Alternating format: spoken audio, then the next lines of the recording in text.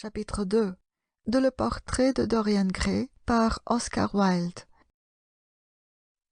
En entrant, ils aperçurent Dorian Gray. Il était assis au piano, leur tournant le dos, feuilletant les pages d'un volume des scènes de la forêt de Schumann. « Vous allez me les prêter, Basil, cria-t-il. Il faut que je les apprenne. C'est tout à fait charmant. Cela dépend comment vous poserez aujourd'hui, Dorian. Oh, je suis fatigué de poser, et je n'ai pas besoin d'un portrait grandeur naturelle, riposta l'adolescent, en évoluant sur le tabouret du piano d'une manière pétulante et volontaire. Une légère rougeur colora ses joues quand il aperçut Lord Henry, et il s'arrêta court. « Je vous demande pardon, Basil, mais je ne savais pas que vous étiez avec quelqu'un. »« C'est Lord Henry Wotton, Dorian, un de mes vieux amis d'Oxford. Je lui disais justement quel admirable modèle vous étiez, et vous venez de tout gâter. »« Mais mon plaisir n'est pas gâté de vous rencontrer, monsieur Gray, » dit Lord Henry, en s'avançant et lui tendant la main. « Ma tante m'a parlé souvent de vous. Vous êtes un de ses favoris, et, je le crains, peut-être aussi une de ses victimes. » « Hélas, je suis à présent dans ces mauvais papiers, » répliqua Dorian, avec une moue drôle de repentir. « Mardi dernier, je lui avais promis de l'accompagner à un club de Whitechapel, et j'ai parfaitement oublié ma promesse. Nous devions jouer ensemble un duo, trois duos plutôt. Je ne sais pas ce qu'elle va me dire. Je suis épouvanté à la seule pensée d'aller la voir. » « Oh, je vous raccommoderai avec ma tante. Elle vous est toute dévouée, et je ne crois pas qu'il y ait réellement matière à fâcherie. L'auditoire comptait sur un duo. Quand ma tante, Agathe, se met au piano, elle fait du bruit pour deux. » « C'est méchant pour elle, et pas très gentil pour moi, » dit Dorian, en éclatant de rire. Lord Henry l'observait. Certes, il était merveilleusement beau, avec ses lèvres écarlates, finement dessinées, ses clairs yeux bleus, sa chevelure aux boucles dorées.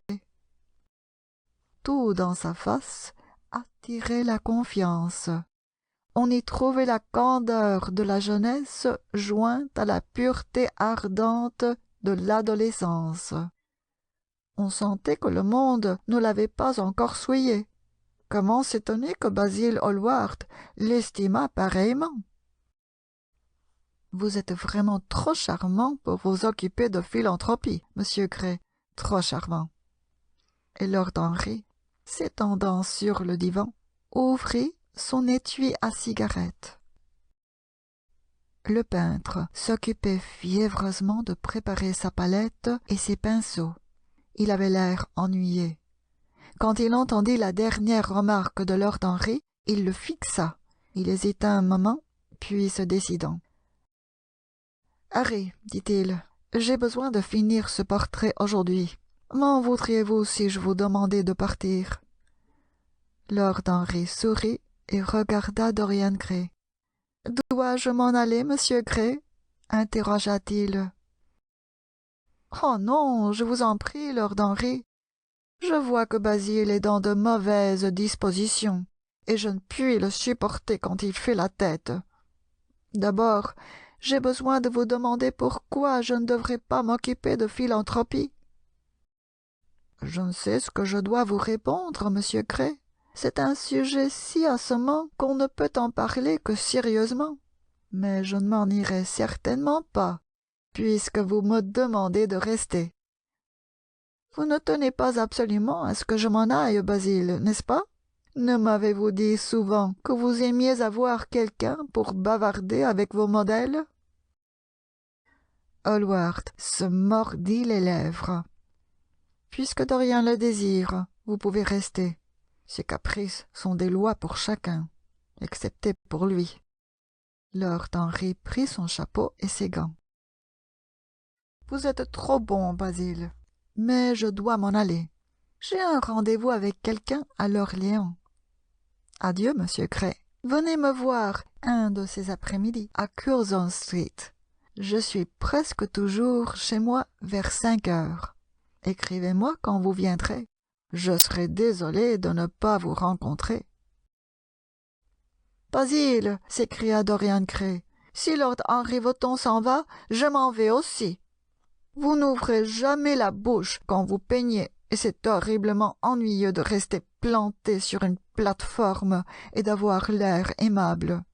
Demandez-lui de rester. J'insiste pour qu'il reste. Restez donc, Harry, pour satisfaire Dorian et pour me satisfaire, dit Hallward, regardant attentivement le tableau. C'est vrai d'ailleurs, je ne parle jamais quand je travaille. Il n'écoute davantage, et je comprends que ce soit agaçant pour mes infortunés modèles. Je vous prie de rester. Mais que va penser la personne qui m'attend à l'Orléans? Le peintre se mit à rire. Je pense que cela s'arrangera tout seul. Asseyez-vous, Harry. Et maintenant, Dorian, montez sur la plate-forme. Ne bougez pas trop et tâchez de n'apporter aucune attention à ce que vous dira Lord Henry. Son influence est mauvaise pour tout le monde. Dorian Gray gravit la plate-forme avec l'air d'un jeune martyr grec, en faisant une petite moue de mécontentement à Lord Henry, qu'il avait déjà pris en affection. Il était si différent de Basil. Tous deux, ils formaient un délicieux contraste. Et Lord Henry avait une voix si belle. Au bout de quelques instants, il lui dit « Est-ce vrai que votre influence soit aussi mauvaise que Basil veut bien le dire ?»« Toute influence est immorale. Immorale au point de vue scientifique. Et pourquoi ? Parce qu'influencer une personne, c'est lui donner un peu de sa propre âme. Elle ne pense plus avec ses pensées naturelles. Elle ne brûle plus avec ses passions naturelles. Ses vertus ne sont plus siennes. Ses péchés, s'il y a quelque chose de semblable à des péchés, sont empruntés. Elle devient l'écho d'une musique étrangère, l'acteur d'une pièce qui ne fut point écrite pour elle. Le but de la vie est le développement de la personnalité. Réaliser sa propre nature, c'est ce que nous tâchons tous de faire.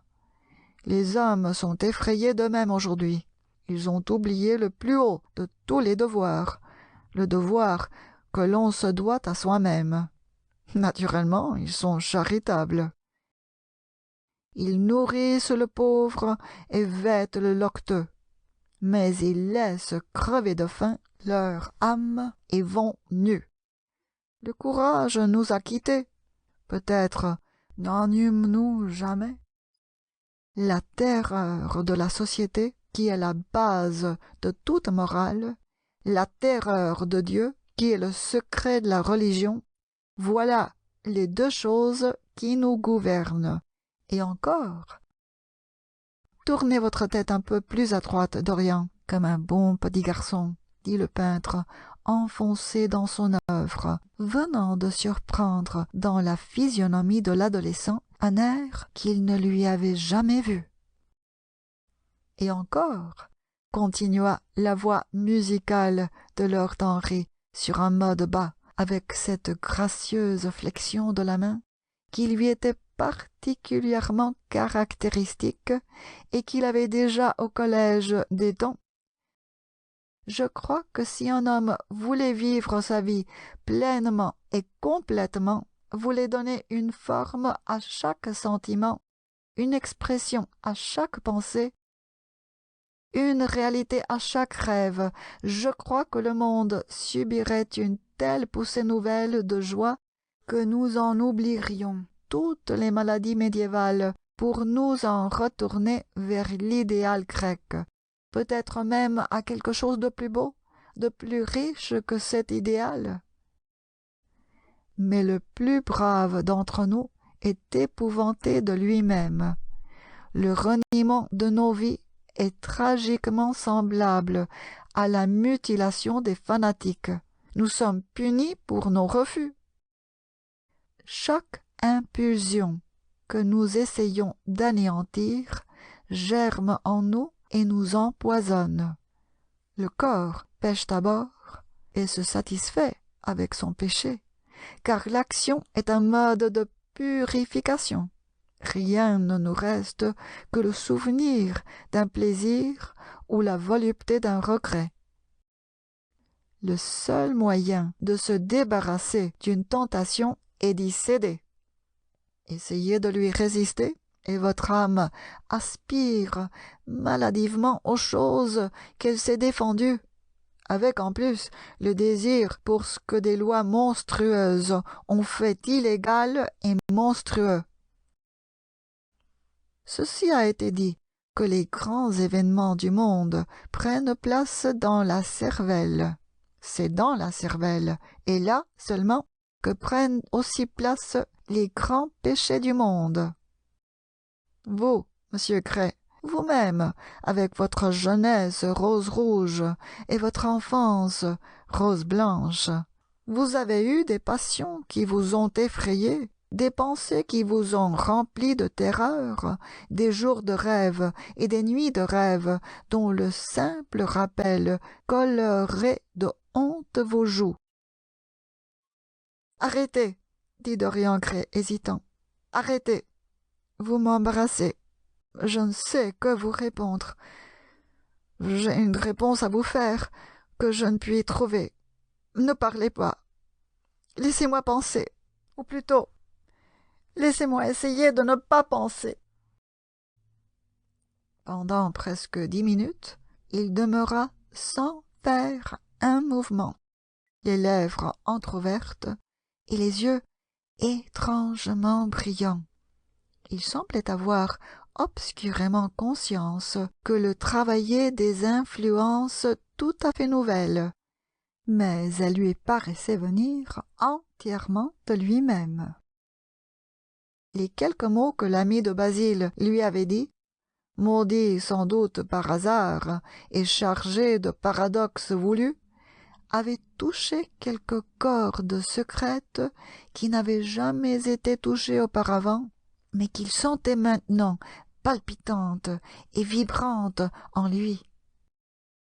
La musique l'avait ainsi remué déjà, elle l'avait troublé bien des fois. Ce n'est pas un nouveau monde, mais bien plutôt un nouveau chaos qu'elle crée en nous. Les mots, les simples mots, combien ils sont terribles, combien limpides, éclatants ou cruels. On voudrait leur échapper. Quelle subtile magie est donc en eux. On dirait qu'ils donnent une forme plastique aux choses informes et qu'ils ont une musique propre, aussi douce que celle du luth ou du violon. Les simples mots. Est-il quelque chose de plus réel que les mots?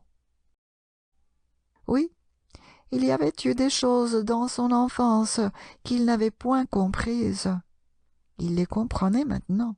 La vie lui apparut soudain ardemment colorée. Il pensa qu'il avait jusqu'alors marché à travers les flammes. Pourquoi ne s'était-il jamais douté de cela? Lord Henry le guettait, son mystérieux sourire aux lèvres. Il connaissait le moment psychologique du silence. Il se sentait vivement intéressé. Il s'étonnait de l'impression subite que ces paroles avaient produite. Se souvenant d'un livre qu'il avait lu quand il avait 16 ans et qui lui avait révélé ce qu'il avait toujours ignoré, il s'émerveilla de voir Dorian Gray passer par une semblable expérience. Il avait simplement lancé une flèche en l'air. Avait-elle touché le but?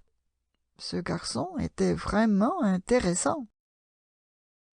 Hallward peignait avec cette remarquable sûreté de main qui le caractérisait Il possédait cette élégance, cette délicatesse parfaite qui, en art, proviennent toujours de la vraie force. Il ne faisait pas attention au long silence planant dans l'atelier.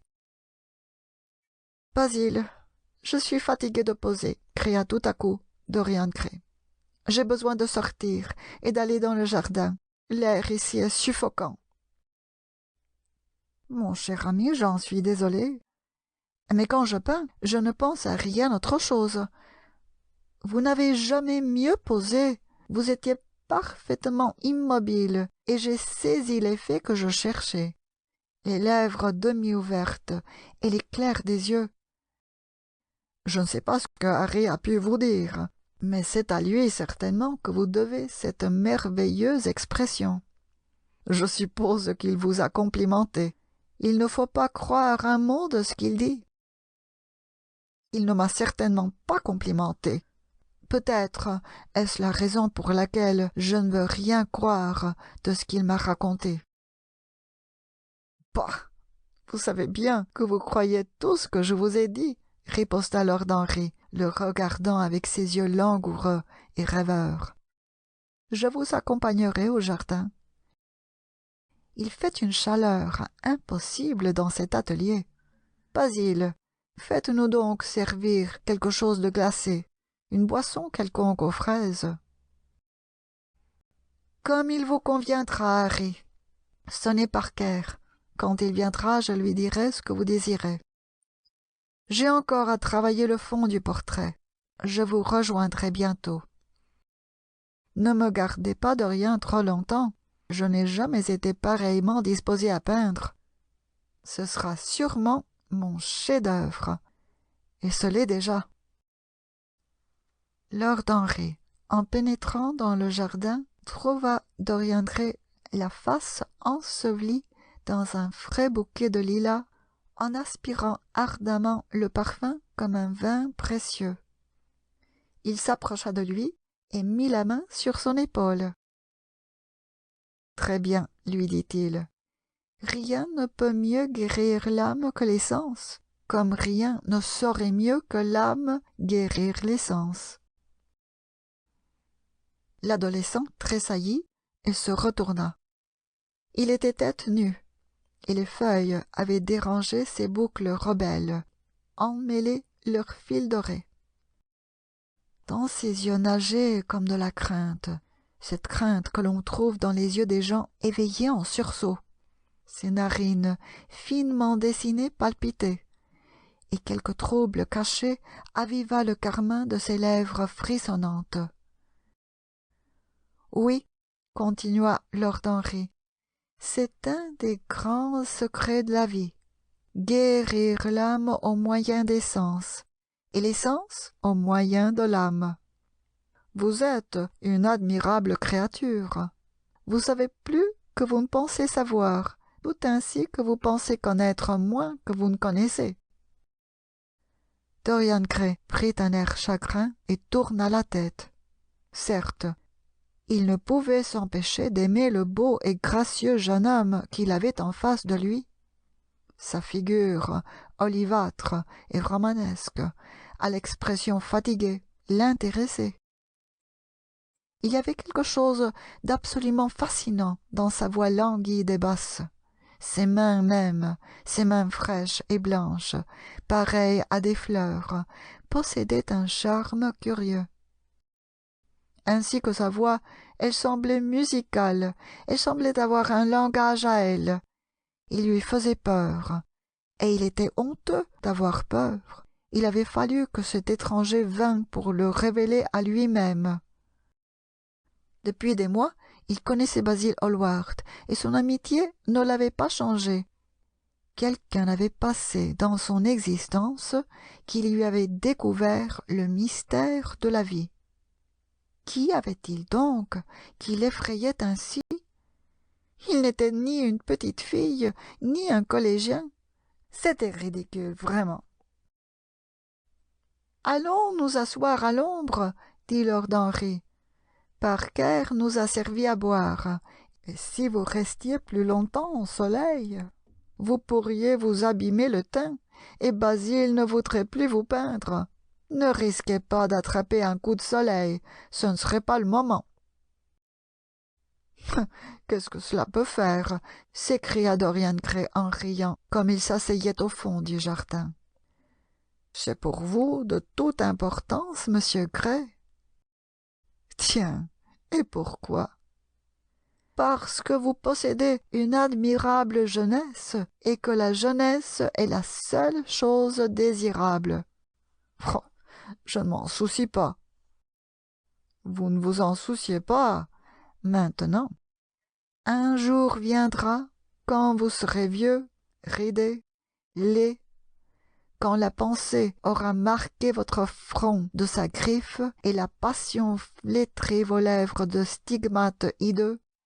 Un jour viendra, dis-je, où vous vous en soucierez amèrement. Où que vous alliez actuellement, vous charmez. En sera-t-il toujours ainsi? Vous avez une figure adorablement belle, monsieur Gray.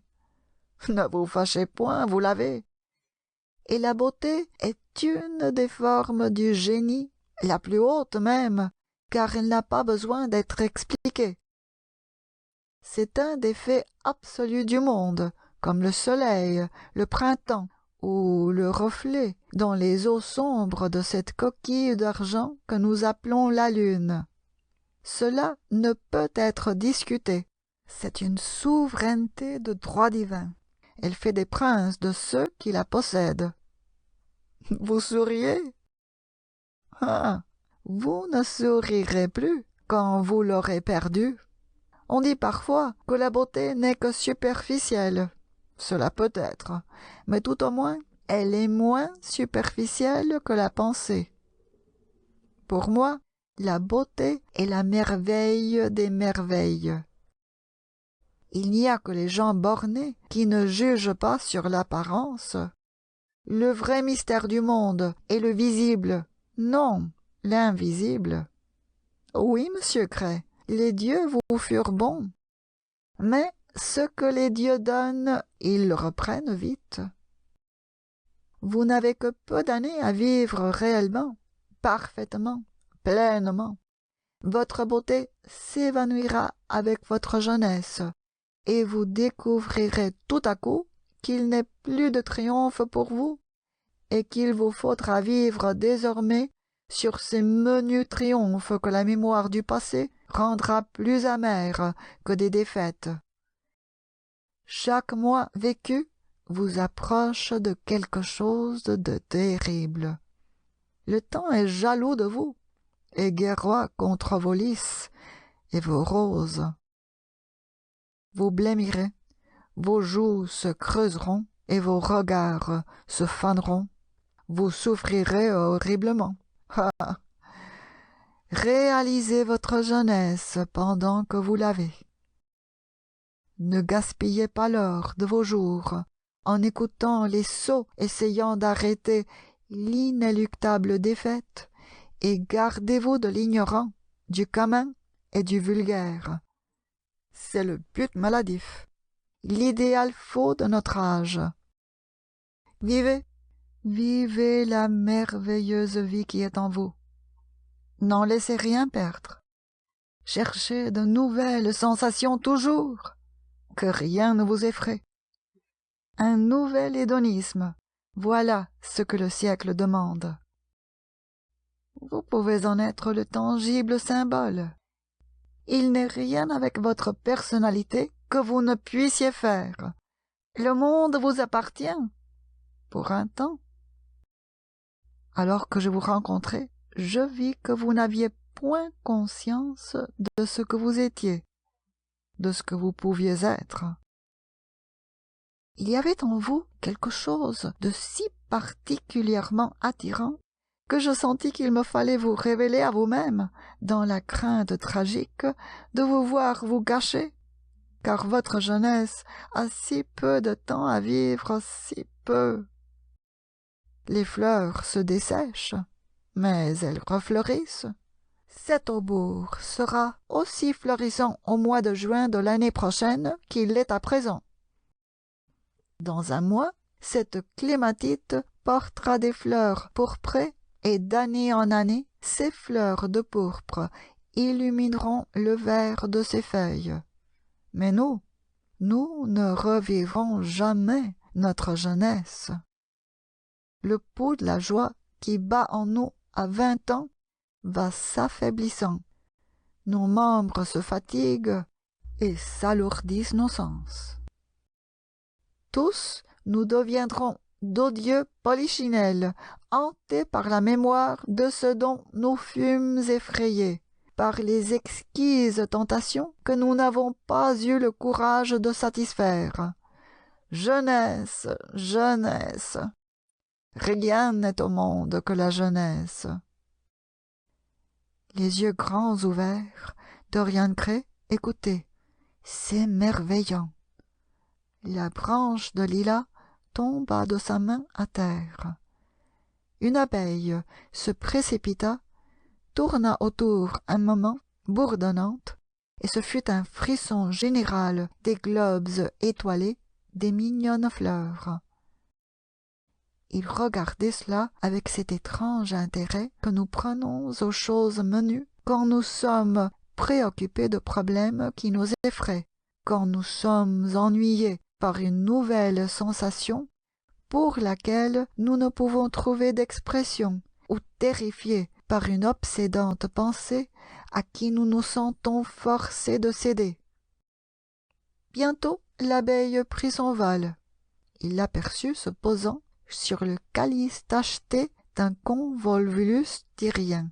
La fleur s'inclina et se balança dans le vide, doucement. Soudain, le peintre apparut à la porte de l'atelier et leur fit des signes réitérés. Ils se tournèrent l'un vers l'autre en souriant. « Je vous attends. Rentrez donc. La lumière est très bonne en ce moment, et vous pouvez apporter vos boissons. » Ils se levèrent et paresseusement marchèrent le long du mur. Deux papillons verts et blancs voltigeaient devant eux, et dans un poirier situé au coin du mur, une grive se mit à chanter. « Vous êtes content, monsieur Gray, de m'avoir rencontré ?» demanda Lord Henry en le regardant. « Oui, j'en suis content. Maintenant, j'imagine que je le serai toujours. » « Toujours ! C'est un mot terrible qui me fait frémir quand je l'entends. Les femmes l'emploient tellement. Elles abîment tous les romans en essayant de les faire s'éterniser. C'est un mot sans signification désormais. La seule différence qui existe entre un caprice et une éternelle passion est que le caprice dure plus longtemps. » Comme ils entraient dans l'atelier, Dorian Gray mit sa main sur le bras de Lord Henry. « Dans ce cas, que notre amitié ne soit qu'un caprice, » murmura-t-il, rougissant de sa propre audace. Il monta sur la plate-forme et reprit sa pose. Lord Henry s'était étendu dans un large fauteuil d'osier et l'observait. Le va-et-vient du pinceau sur la toile et les allées et venues de Hallward, se reculant pour juger de l'effet, brisaient seuls le silence. Dans les rayons obliques venant de la porte entr'ouverte, une poussière dorée dansait. La senteur lourde des roses semblait peser sur toute chose. Au bout d'un quart d'heure, Hallward s'arrêta de travailler, regardant alternativement longtemps Dorian Gray et le portrait, mordillant le bout de l'un de ses gros pinceaux, les sourcils crispés. « Fini !» cria-t-il, et se baissant, il écrivit son nom en hautes lettres de vermillon sur le coin gauche de la toile. Lord Henry vint regarder le tableau. C'était une admirable œuvre d'art d'une ressemblance merveilleuse. « Mon cher ami, permettez-moi de vous féliciter chaudement, dit-il. C'est le plus beau portrait des temps modernes. Monsieur Gray, venez vous regarder. » L'adolescent tressaillit, comme éveillé de quelque rêve. « Est-ce réellement fini ?» murmura-t-il en descendant de la plateforme. « Tout à fait fini, » dit le peintre. « Et vous avez aujourd'hui posé comme un ange. Je vous suis on ne peut plus obligé. »« Cela m'est entièrement dû, » reprit Lord Henry. « N'est-ce pas, monsieur Gray ?»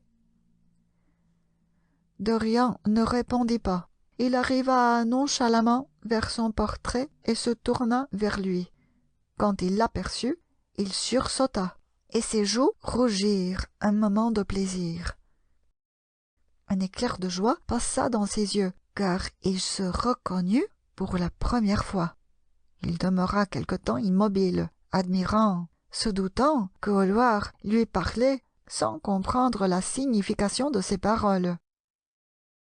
Le sens de sa propre beauté surgit en lui comme une révélation. Il ne l'avait jusqu'alors jamais perçue. Les compliments de Basil Hallward lui avaient semblé être simplement des exagérations charmantes d'amitié. Il les avait écoutés en riant et vite oubliés. Son caractère n'avait point été influencé par eux. Lord Henry Wotton était venu, avec son étrange panégyrique de la jeunesse, l'avertissement terrible de sa brièveté. Il en avait été frappé à point nommé, et à présent, en face de l'ombre de sa propre beauté, il en sentait la pleine réalité s'épandre en lui. Oui, un jour viendrait où sa face serait ridée et plissée, ses yeux creusés et sans couleur, la grâce de sa figure brisée et déformée, l'écarlate de ses lèvres passerait comme se ternirait l'or de sa chevelure. La vie qui devait façonner son âme abîmerait son corps. Il deviendrait horrible, hideux, baroque. Comme il pensait à tout cela, une sensation aiguë de douleur le traversa comme une dague et fit frissonner chacune des délicates fibres de son être. L'améthyste de ses yeux se fonça. Un brouillard de larmes les obscurcit. Il sentit qu'une main de glace se posait sur son cœur. « Aimez-vous cela ?» cria enfin Hallward, quelque peu étonné du silence de l'adolescent qu'il ne comprenait pas. « Naturellement, il l'aime, dit Lord Henry. Pourquoi ne l'aimerait-il pas? C'est une des plus nobles choses de l'art contemporain. Je vous donnerai ce que vous voudrez pour cela. Il faut que je l'aie. »« Ce n'est pas ma propriété, Harry. »« À qui est-ce donc alors ?»« À Dorian, pardieu !» répondit le peintre. « Il est bien heureux. » « Quelle chose profondément triste !» murmurait Dorian, les yeux encore fixés sur son portrait. « Eh oui, profondément triste. Je deviendrai vieux, horrible, affreux. Mais cette peinture restera toujours jeune. Elle ne sera jamais plus vieille que ce jour même de juin. Ah, si cela pouvait changer! Si c'était moi qui toujours devais rester jeune, et si cette peinture pouvait vieillir! Pour cela, je donnerais tout. Il n'est rien dans le monde que je ne donnerais. Mon âme même. Vous trouveriez difficilement un pareil arrangement, cria Lord Henry en éclatant de rire. Eh, je m'y opposerai d'ailleurs, dit le peintre. Dorian Gray se tourna vers lui. Je le crois, Basil. Vous aimez votre art mieux que vos amis. Je ne vous suis ni plus ni moins qu'une de vos figures de bronze vert, à peine autant plus tôt. Le peintre le regarda avec étonnement. Il était si peu habitué à entendre Dorian s'exprimer ainsi. Qu'était-il donc arrivé? C'est vrai qu'il semblait désolé. Sa face était toute rouge et ses joues allumées. Oui, continua-t-il, je vous suis moins que votre Hermès d'ivoire ou que votre faune d'argent. Vous les aimerez toujours, eux. Combien de temps m'aimerez-vous? Jusqu'à ma première ride, sans doute. Je sais maintenant que quand on perd ses charmes, quels qu'ils puissent être, on perd tout. Votre œuvre m'a appris cela. Oui, Lord Henry Wotton a raison tout à fait. La jeunesse est la seule chose qui vaille. Quand je m'apercevrai que je vieillis, je me tuerai. Hallward pâlit et prit sa main. Dorian, Dorian, cria-t-il, ne parlez pas ainsi. Je n'eus jamais un ami tel que vous, et jamais je n'en aurai un autre. Vous ne pouvez être jaloux des choses matérielles, n'est-ce pas? N'êtes-vous pas plus beau qu'aucune d'elles? Je suis jaloux de toute chose dont la beauté ne meurt pas. Je suis jaloux de mon portrait. Pourquoi gardera-t-il ce que je perdrai? Chaque moment qui passe me prend quelque chose et embellit ceci. Oh, si cela pouvait changer! Si ce portrait pouvait vieillir! Si je pouvais rester tel que je suis! Pourquoi avez-vous peint cela? Quelle ironie un jour! Quelle terrible ironie! Des larmes brûlantes emplissaient ses yeux. Il se tordait les mains. Soudain, il se précipita sur le divan et ensevelit sa face dans les coussins, à genoux, comme s'il priait. « Voilà votre œuvre, Harry, » dit le peintre amèrement. Lord Henry leva les épaules. « Voilà le vrai Dorian Gray, vous voulez dire. Ce n'est pas... Si ce n'est pas, comment cela me regarde-t-il alors? Vous auriez dû vous en aller quand je vous le demandais, souffla-t-il. Je suis resté parce que vous me l'avez demandé, riposta Lord Henry.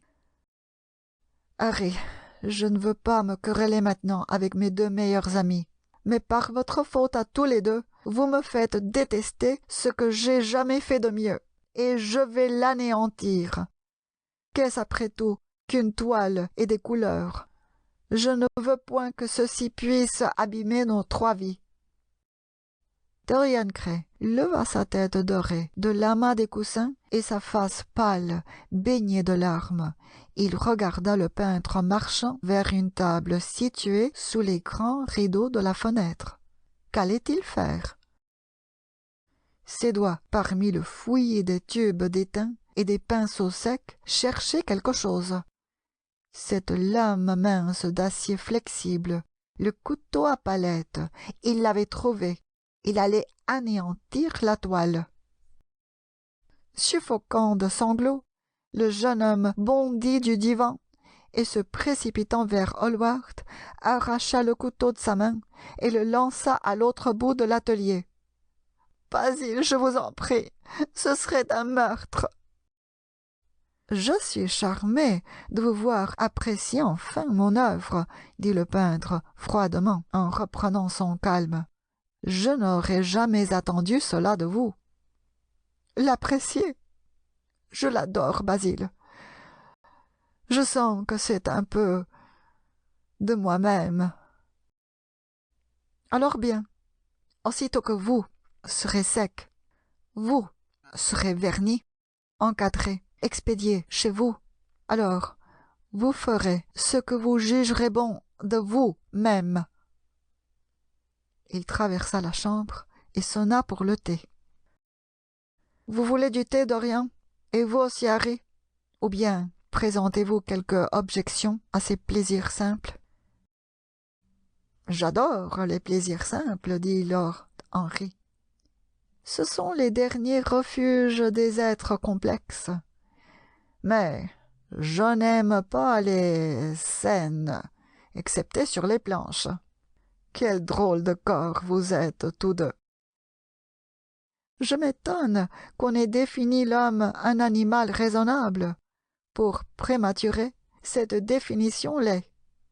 L'homme est bien des choses, mais il n'est pas raisonnable. Je suis charmée qu'il ne le soit pas, après tout. Je désire surtout que vous ne vous querelliez pas à propos de ce portrait. Tenez, Basil, vous auriez mieux fait de me l'abandonner. Ce méchant garçon n'en a pas aussi réellement besoin que moi. Si vous le donniez à un autre qu'à moi, Basil, je ne vous le pardonnerai jamais, s'écria Dorian Gray. Et je ne permets à personne de m'appeler méchant garçon. Vous savez que ce tableau vous appartient, Dorian. Je vous le donnai avant qu'il ne fût fait. Et vous savez aussi que vous avez été un petit peu méchant, monsieur Gray, et que vous ne pouvez vous révolter quand on vous fait souvenir que vous êtes extrêmement jeune. Je me serais carrément révolté ce matin, Lord Henry. Ah, ce matin. Vous avez vécu depuis? On frappa à la porte, et le majordome entra, portant un service à thé qu'il disposa sur une petite table japonaise. Il y eut un bruit de tasses et de soucoupes et la chanson d'une bouillotte cannelée de Géorgie. 2 plats chinois en forme de globe furent apportés par un valet. Dorian Gray se leva et servit le thé. Les 2 hommes s'acheminèrent paresseusement vers la table et examinèrent ce qui était sous les couvercles des plats. « Allons au théâtre ce soir, » dit Lord Henry.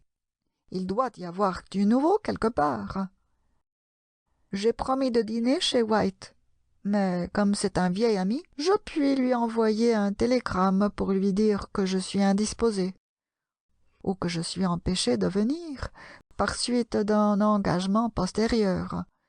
Je pense que cela serait plutôt une jolie excuse. Elle aurait tout le charme de la candeur. C'est assommant de passer un habit, ajouta Hallward, et quand on l'a mis, on est parfaitement horrible. Oui, répondit Lord Henry rêveusement. Le costume du XIXe siècle est détestable. C'est sombre, déprimant. Le péché est réellement le seul élément de quelque couleur dans la vie moderne. Vous ne devriez pas dire de telles choses devant Dorian, Henry. Devant quel Dorian? Celui qui nous verse du thé ou celui du portrait? Devant les 2. J'aimerais aller au théâtre avec vous, Lord Henry, dit le jeune homme. Eh bien, venez. Et vous aussi, n'est-ce pas, Basil? Je ne puis pas, vraiment. Je préfère rester. J'ai un tas de choses à faire. Bien donc, vous et moi, monsieur Gray, nous sortirons ensemble. Je le désire beaucoup. Le peintre se mordit les lèvres, et, la tasse à la main, il se dirigea vers le portrait. « Je resterai avec le réel, Dorian Gray, » dit-il tristement. « Est-ce là le réel, Dorian Gray » cria l'original du portrait, s'avançant vers lui. « Suis-je réellement comme cela ?»« Oui, vous êtes comme cela. »« C'est vraiment merveilleux, Basil. »« Au moins, vous l'êtes en apparence. »« Mais cela ne changera jamais, » ajouta Hallward. « C'est quelque chose. » « Voici bien des affaires à propos de fidélité, » s'écria Lord Henry. « Mais mon amour, c'est purement une question de tempérament. Cela n'a rien à faire avec notre propre volonté. Les jeunes gens veulent être fidèles et ne le sont point. Les vieux veulent être infidèles et ne le peuvent. Voilà tout ce qu'on en sait. »« N'allez pas au théâtre ce soir, Dorian, » dit Hallward. « Restez dîner avec moi. »« Je ne le puis, Basil. »« Pourquoi ? » ?»« Parce que j'ai promis à Lord Henry Wotton d'aller avec lui. » »« Il ne vous en voudra pas beaucoup de manquer à votre parole. Il manque assez souvent à la sienne. Je vous demande de n'y pas aller. » Dorian Gray se mit à rire en secouant la tête. « Je vous en conjure. » Le jeune homme hésitait et jeta un regard vers lord Henry qui les guettait de la table où il prenait le thé avec un sourire amusé. « Je veux sortir, Basil, décida-t-il. « Très bien, repartit Hallward, et il alla remettre sa tasse sur le plateau. Il est tard, et comme vous devez vous habiller, vous feriez bien de ne pas perdre de temps. Au revoir, Harry. Au revoir, Dorian. Venez me voir bientôt, demain, si possible. Certainement. Vous n'oublierez pas. Naturellement. Et Harry? Moi non plus, Basil. Souvenez-vous de ce que je vous ai demandé quand nous étions dans le jardin ce matin. Je l'ai oublié. Je compte sur vous. Je voudrais bien pouvoir compter sur moi-même, dit en riant lord Henry. Venez, monsieur Gray, mon cabriolet est en bas, et je vous déposerai chez vous. Adieu, Basil. Merci pour votre charmant après-midi. Comme la porte se fermait derrière eux, le peintre s'écroula sur un sofa et une expression de douleur se peignit sur sa face. Fin du chapitre 2.